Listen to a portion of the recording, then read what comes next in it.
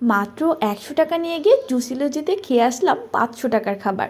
শুধু ৫০০ টাকা নয়, আমরা কিন্তু শহীদ মিনারের ভিতরে আরও ২০০ টাকা খেয়েছিলাম।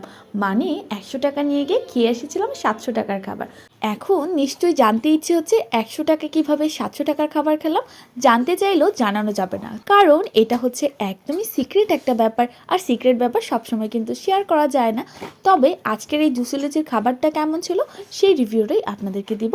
ভিডিও দেখতে থাকুন আমাদের সাথে। গতকাল সন্ধ্যায় আমরা বাচ্চাদেরকে নিয়ে শহীদ মিনারে ঘুরতে গিয়েছিলাম। আমার মেয়েটাকে খোলামেলা পরিবেশে নিয়ে গেলে সে অনেক বেশি খুশি হয়, যেহেতু সে সারাদিনে ঘরবন্দি হয়ে থাকে।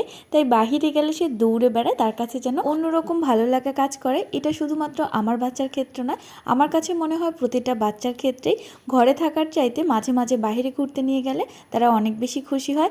দেখতেই পাচ্ছেন আমার এই ছোট্ট সোনামণিটা কিন্তু দৌড়ে এসে নাচানাচিও শুরু করে দিয়েছে। আর এইদিকে আমি একজনকে নিয়ে এসেছি স্কেটিং শেখানোর জন্য। সে আমাদের বাসায় থাকে, অনেক দিন যাবত তার ইচ্ছে সে স্কেটিং করবে। যেহেতু স্কেটিংয়ের মামা মামি আমার খুব পরিচিত, তো ভাবলাম তাকে নিয়ে যাব একদিন শহীদ মিনারে ঘোরাতে আর স্কেটিং করাতে। স্কেটিংয়ের ম্যাডাম মানে মামিকে বলার পরে সে তাকে স্কেটিংয়ের জুতা পরিয়ে দিল আর হাত ধরে কিছু সময় স্কেটিং করানোর চেষ্টা করলো। প্রথম কথা হচ্ছে সে আজকেই প্রথম স্কেটিং করতে এসেছে, তার মধ্যে সে এসেছে শাড়ি পরে। আর শাড়ি পরে প্রথম দিন তো স্কেটিং করা একদমই সম্ভব না। তারপরও তার শখ পূরণ করার জন্য মামি কিছু সময় পর্যন্ত হাত ধরে স্কেটিং করালো। দেন হচ্ছে আমার এই ছোট্ট সোনামণিকে স্কেটিং শেখানো হচ্ছে। আমার যদিও অনেক দিনের ইচ্ছে মেয়েটা একটু বড় হবে তারপর স্কেটিং শেখাবো, তবে মামা আর মামি মিলে তাকে যেন আজকেই স্কেটিংয়ের জুতা পরিয়ে কিছুটা স্কেটিং শেখানোর চেষ্টা করলো। তবে আমার ছোট্ট সোনামণিটা কান্নাকাটি শুরু করে দিয়েছে। ফার্স্ট টাইম এরকম একটা জুতা পায়ে দিয়েছে, নিশ্চয়ই সে আনইজি ফিল করছিল আর কিছুটা ভয়ও পাচ্ছিল। এইদিকে ছোট ছোট বাচ্চারা কত সুন্দর করে স্কেটিং করছে, আমার কিন্তু দেখতে অনেক বেশি ভালো লাগছে। শহীদ মিনারের ভেতরে ঘোরাঘুরি শেষ হয়ে গেলে আমরা চলে যাব শহীদ মিনারের গেটে জুসিলজিতে।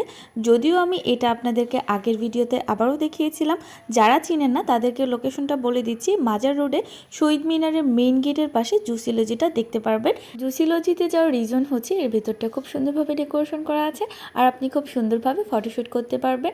আর এখানে যাওয়ার পর আমরা কী কী খেয়েছিলাম সেটাও আজকে দেখাবো, কোন খাবারটা কেমন লেগেছে সেটাও আপনাদের সাথে শেয়ার করব। বর্তমানে আমরা কোথাও বের হওয়ার আগেই চিন্তা করি যে জায়গাটা যাব সেই জায়গাটা ভালোভাবে ফটোশ্যুট করা যাবে কিনা। তবে আমার কাছে মনে হয় শহীদ মিনারের গেটে এই ছোটোখাটো জুস কর্নারটা কিন্তু ফটোশ্যুট করার জন্য ভালোই আছে।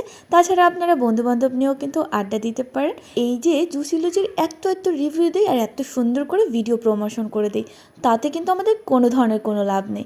এছাড়াও জুসিলজির ওনার কিন্তু আমাদেরকে একদমই খাবারে কোনো ধরনের কোনো ডিসকাউন্ট দেয় না। তারপরেও আপনাদের সাথে আজকে তাদের খাবারের কিছু রিভিউ শেয়ার করব। এই যে এদিকে নিয়েছিলাম আমরা মেক্সিকান চিকেন নাচোস, এটার প্রাইস ছিল মাত্র 160 টাকা। তবে ভালোই ছিল, খেতে খুব বেশি খারাপ ছিল না, ভালো লেগেছিল।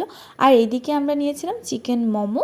চিকেন মোমোটার প্রাইস ছিল 130 টাকা। চিকেন মোমোর সাথে সসটা আমার কাছে অনেক বেশি ভালো লেগেছিল।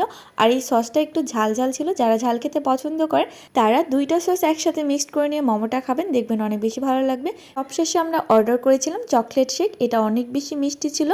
প্রাইস ছিল মাত্র 110 টাকা।